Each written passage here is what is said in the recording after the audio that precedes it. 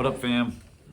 All right, so basically, I'm making this video to support you if you're feeling like, hey, I still don't know what to do with this essay. So I'm going to kind of run you through maybe an approach that you could take. I don't think anybody's doing this passage, so I'm going to kind of take a passage and I'm just going to walk you through what I would do and kind of what I would expect, the sort of things I would expect out of this essay. So please do pay attention and we'll get it done. So the passage that I'm going to take is from Matthew chapter 1. And you'll notice that I'm only taking 4 verses, but they're kind of scattered. Verse 3, verse 5, verse 6, and verse 16. Matthew chapter 1 is a section of scripture that deals with the genealogy of Jesus, which I'll explain in just a second. The title of my essay is going to be The Mothers of Jesus. So that's just sort of an interesting title that I put on there. All right, so let me walk you through how I would write the Mothers of Jesus essay according to the specifications that I have for you guys. So first off, in the first paragraph, I would introduce the passage. So I would talk about how Matthew was written by Matthew, written by a guy who was a disciple of Jesus. Some of the Gospels refer to him as Levi. The Gospel is written about 70 AD, possibly a little bit earlier than that. So I would probably mention that. I would mention that the purpose of the Gospel is to describe Jesus as the Messiah. And how in Matthew chapter 1, it's all about the genealogy of Jesus. So it lists all of his ancestors. Now, what I've just done there is provide you with context for my paper. I haven't actually talked about the verses yet. I'm just giving you background information. And by the way, 100% of that information I got from the Bibles that we use in class. All that information is right there at the beginning of the book of Matthew. There's a page that has all that information listed. You don't have to cite that information. It's readily available. If you wanted to check it out online, you could, but there's no obligation that you cite outside sources to give that information. So that's paragraph 1. That's the introductory paragraph that I just explained. So now paragraph number 2.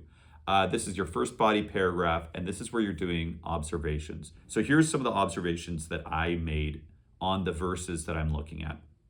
I would talk about how in verse 3, 5, 6, and 16, different women are noted as ancestors of Jesus.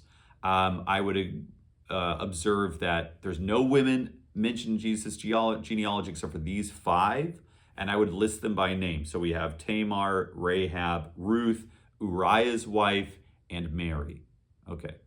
Next observation I would make, I'd probably just explain who these 5 people are, right? Who was Tamar? Tamar, you can look her up in the Bible, right? So she was Judah's son's wife and ended up being Judah's wife, and there's kind of some things going on there. Rahab was a prostitute in Jericho when Joshua and the troops sacked Jericho.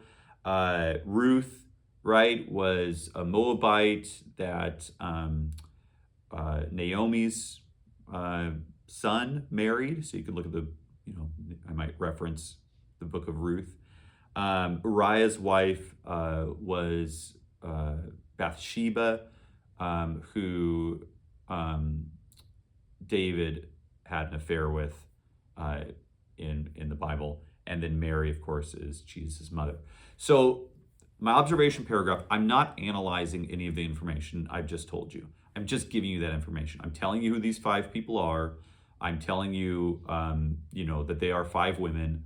I'm telling you that they are the only women that are written in Jesus' genealogy in Matthew chapter 1.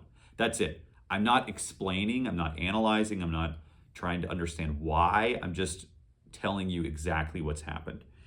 And then I have a transition sentence. So my transition sentence might run something like, what do these women have in common with each other?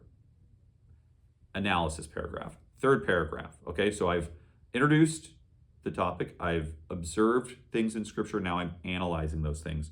So here's when I would try to explain why I think these 5 women are mentioned in Jesus' genealogy. I might talk about the fact that most of them are Gentiles. In fact, everyone but Mary is a Gentile. And Gentiles are sort of the outcasts of society, right, in terms of Jewish society. I might talk about the fact that not only the Gentiles, but they all sort of have problems in their lives, like prostitution, or their husband dies and leaves them childless, or they're very poor, that kind of a thing. So I might kind of draw some connections. I'm analyzing the text, so I'm drawing the connections. This person and this person, this person. And then in that paragraph, I'm kind of explaining also and evaluating those connections. I might be saying something like, God might be trying to send a message about outcasts in society. The fact that these are the only women mentioned in Jesus' genealogy, and they're the kind of women you would probably want to hide in your genealogy, maybe that says something about who Jesus is or what God is doing through Jesus to redeem or rescue the people in society that everybody wants to forget about. So that would be an analysis, all right? So that paragraph there is just me unpacking my observations. Hey, I've noticed all these observations. Here's what I think that they mean. Here's what I think that's going on underneath the surface. Here's the connections between these things and maybe other parts of the Bible or something like that, all right? So you have your observation, that's your first body paragraph. Your analysis, that's your second body paragraph. Third body paragraph, I would transition to it. I would say something like, this should impact the way that we live today. It's a simple sentence because the last body paragraph is all about reflection. So this paragraph, I might talk about how we still have outcasts in society. I might name some of those outcasts. I might ask the question, what if Jesus were to be born today, what would his genealogy look like today? Would it have women from these different walks of life, or what would happen?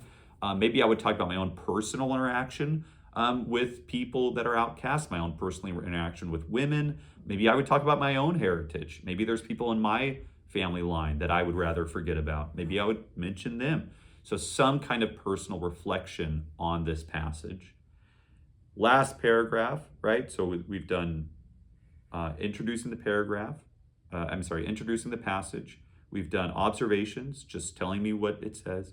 Analysis, telling me what those observations mean. Reflection, what do they mean to me? And then the fifth paragraph, the last paragraph, the conclusion is connecting it to something we're learning in class or have learned in class. So here I might talk about dehumanization, right? So we talked earlier in the year about how sin dehumanizes people and robs them of their dignity. So I might talk about that these women are the kind of people in society that are dehumanized. They're robbed of their dignity. But here God is restoring them, restoring a sense of dignity by including them in the line of the Messiah.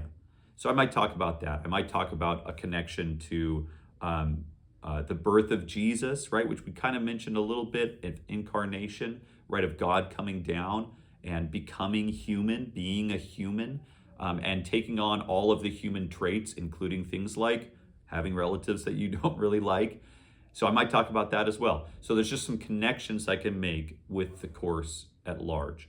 And the last sentence I'll write is a summary of sort of my thoughts, right? So I might say something like, only 5 women were mentioned in Jesus' genealogy in Matthew chapter 1.